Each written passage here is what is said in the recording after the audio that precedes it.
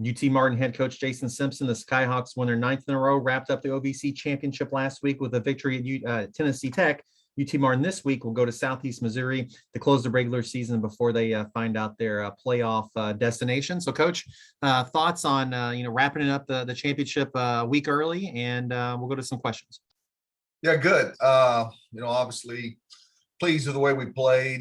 I thought it started with good week of practice. Talked about not having anxiety about we got to win this one, or next week's going to be, even more pressure, just going out and playing and doing the same thing the kids had done for the 8 previous weeks. And thought our team leaders and our coaching staff did a great job conveying that. And the kids did that. And, going back to the game, every game unfolds differently, but to be able to go on the road, get some run game going, had some long runs, get some stops, and get a big halftime lead, and a lot of guys got to play, so it was good, and really enjoyable seeing the players and their celebration of a conference championship, and a lot of, anytime you win a game, or you win certainly a championship, there's a lot of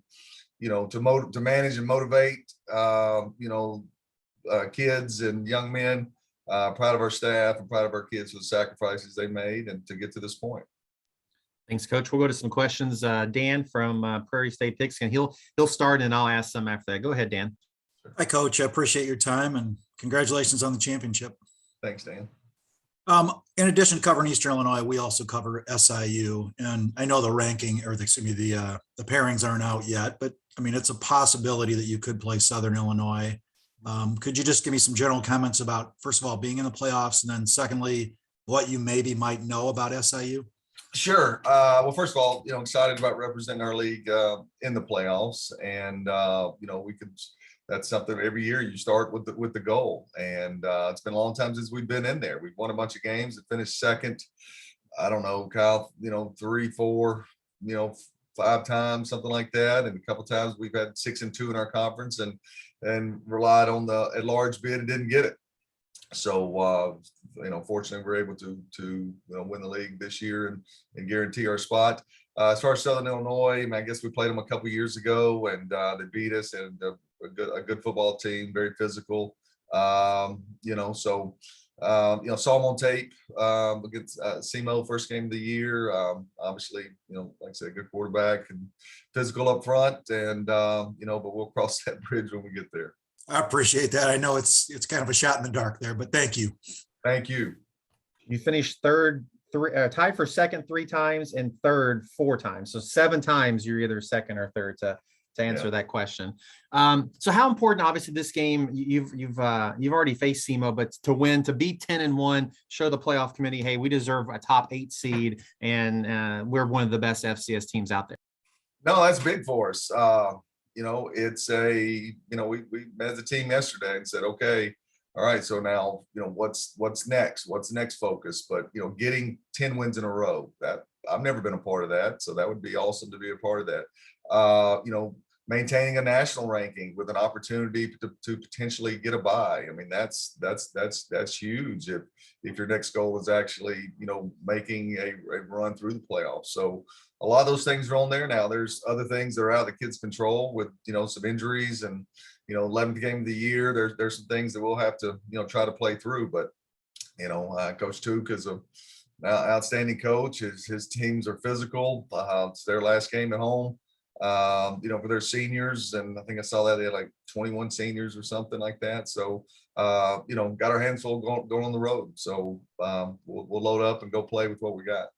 So 313 rushing yards, your most, and I believe it was 5 seasons. But we've talked about your run game, Keon and Zach and Peyton.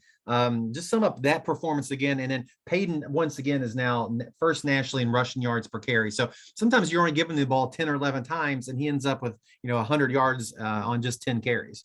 Yeah, that's, first of all, Peyton's been a pleasure to coach the 5 years he's been here, and just a great teammate, and really think a lot of Peyton and his family, and proud of his career that he's had here. And Zach is come onto the scene, and we knew Zach would be a good player, and Vontae Howard, who played here, is their position coach now in his first year, and he's done a great job with those kids. But, those kids will be the first one to tell you, give credit to our offensive line and Kevin Bannon and Matt Jones, our line coaches. It's been a while since we've been, this successful running the football, and makes Keon's life a lot easier, makes my life a lot easier as a play caller. But, having injuries at receiver, thank goodness that we were able to do this. As I look at the top 10 in receiving, it's been a long time since we've not had guys, in that mix. So, every year it's different based on injuries or the players that you have. Now we've got now that we've got Zoe Roberts back and Donnell's getting a little bit healthier. We've got to be more balanced, and we'll approach that going forward. But very proud of those two running backs and that offensive line group.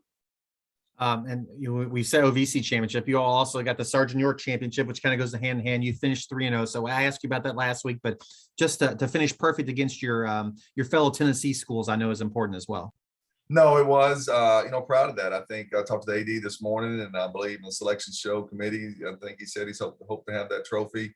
I'm still in the process. You got an email coming to me about rewriting those tiebreaker rules, but no, we've had chances before to go 3-0 and multiple times 2-1 and didn't get it done. So no, I'm proud of that. I think it's the coolest trophy in FCS football, and proud to be a part of it.